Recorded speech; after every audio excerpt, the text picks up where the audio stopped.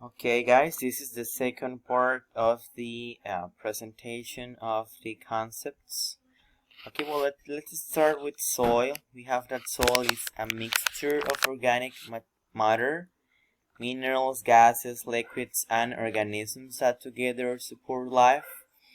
Earth's body of soil, called the pedosphere, has four important functions, and guys, pay attention to this part. Soil is quite important because it is a medium for plant growth. Okay, we know that soil is the perfect place where plants can grow. Soil can work as a water storage, supply, and purification.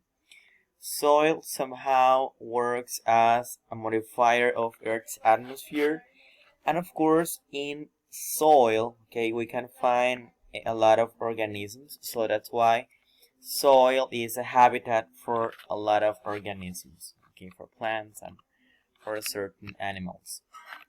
We have vegetation. Vegetation is basically the assemblage of plant species and the ground cover they provide. It is a general term without specific reference to a particular taxa life forms, structure, spatial extent, or any other specific botanical or geographic characteristics. So basically vegetation, it is a general term that includes all kinds of plants, everything that is related to plants, not only plants but also geographic and other types of conditions or aspects. Okay, we have habitat. Habitat, it is a type of natural environment in which a particular species of organism lives. A species habitat is those places where the species can find food, shelter, protection, and mates for reproduction. It is characterized by both physical and biological features. So guys, habitat is the specific place where we can find specific animals and specific vegetation.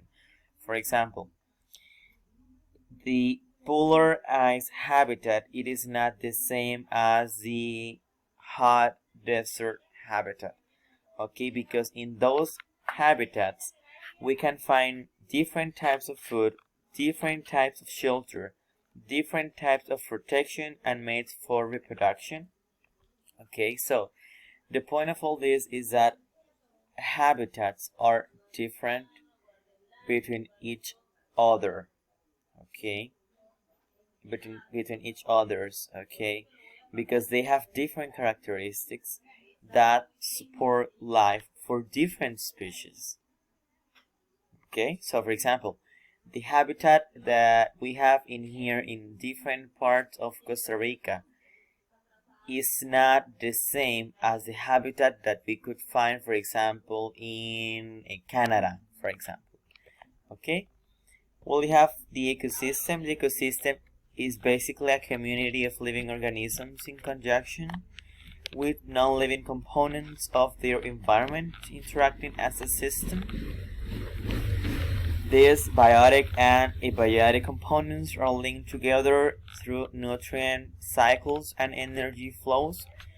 Okay, so basically guys, in ecosystem we find biotic components and abiotic components. So they interact, or they create an interaction so that together form ecosystem. Okay, we have biotic components or biotic factors. Can be described as any living component that affects another organism or shapes the ecosystem. This includes both animals that consume other organisms within their ecosystem and the organism that is being consumed. Basically guys, a biotic component or any biotic factor is any living thing. It is anything that has a life. It is anything that is alive. For example, fungi, plants, protists, animals, archaea, and bacteria. All of them are alive.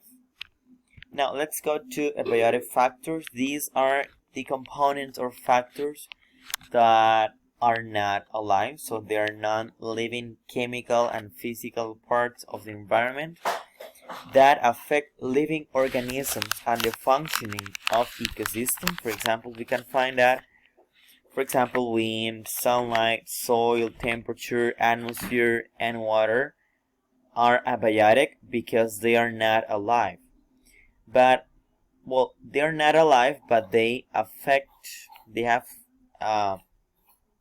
interact with biotic factors. Okay, so I mean the thing that they are not alive, or the fact that they are not alive, does not mean that they are not important in nature. Okay, biotic and abiotic factors are both important because they create an interaction in nature. And that interaction is quite important in nature, as I told you at the beginning. Okay, so have that clear. Okay. Now we have agriculture. This is basically the science or art of cultivating plants and livestock. Agriculture was the key development in the rise of sedentary human civilization, whereby farming of domesticated species created food surpluses that enabled people to live in cities. Okay, so guys, agriculture is basically the science or art of cultivating plants and even livestock, which both are relevant and necessary for people to live. Thanks to agriculture, we have, for example, different kinds of legumes, plants, and even different kinds of animals which we consume. Okay? We also have deforestation, which is something bad. Deforestation, clearance or clear cutting or clearing, is the removal of a forest or stand of trees from land which is then converted to a non-forest use.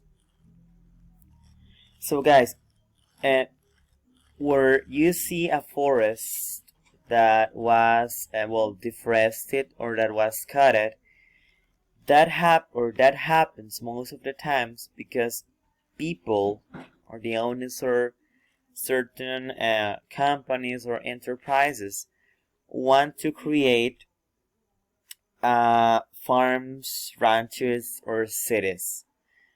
Okay, so trees, let's say, are the ones that avoid that. So deforestation is basically the practice that involves all the cutting or removal of trees. Okay, and thanks to this cutting or removal of trees, certain companies or certain people create farms, cities, places to have livestock, or different or specific places, okay, which cannot have trees on them. Okay. Well, we have also forests. A forest is usually defined by the presence of trees.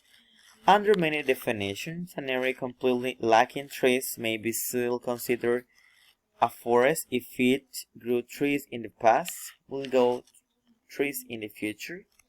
So forest, guys, is this complex of trees, again, different types of vegetation. Now we have a different type of forest, which is a rainforest.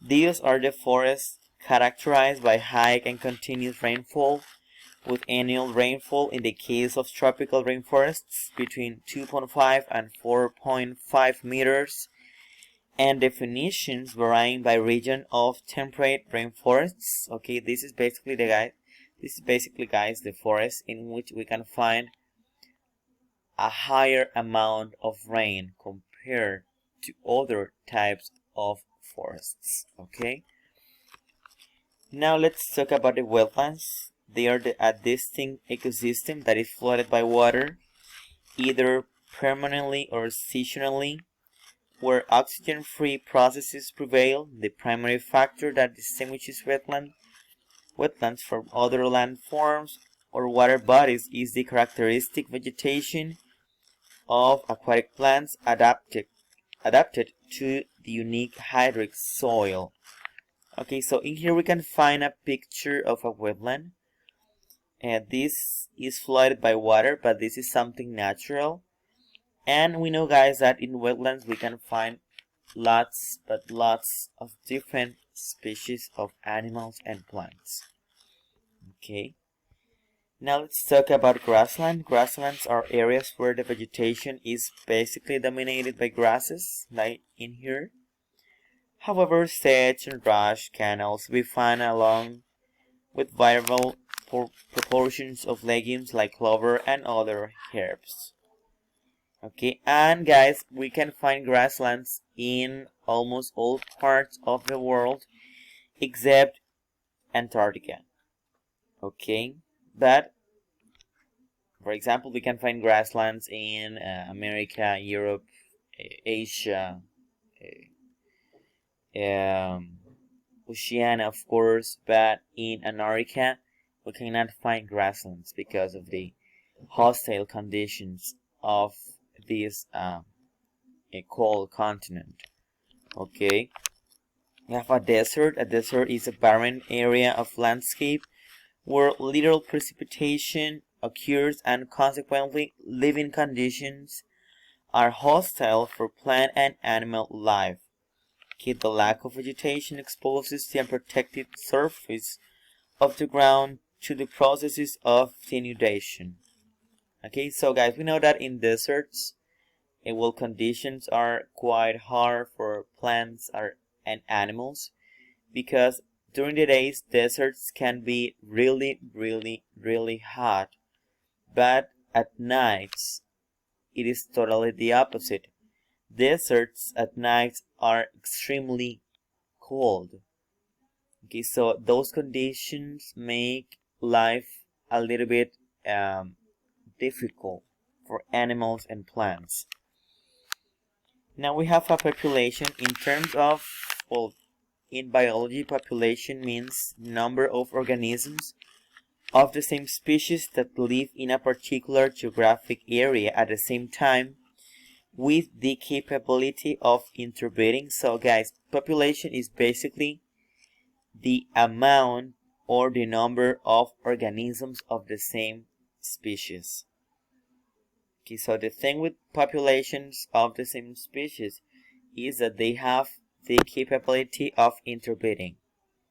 Okay, so this means that they have the option or the possibility of making reproduction among themselves. Okay, now if we talk about viviparous animals, these are the animals that have a development of an embryo inside the body of the parent, eventually leading to a live birth. This is opposed to oviparity, which is a reproductive mode in which females lay developing eggs. Now, if we talk about oviparous animals, which is the opposite to viviparous animals, these are the animals that lay eggs with little or no other embryonic development within the mother. This is the reproductive method of most fish, amphibians, reptiles, and birds. And we know, guys, that most fish, amphibians, reptiles, and birds, they lay eggs because they do not have a development of an embryo inside the parent. Okay?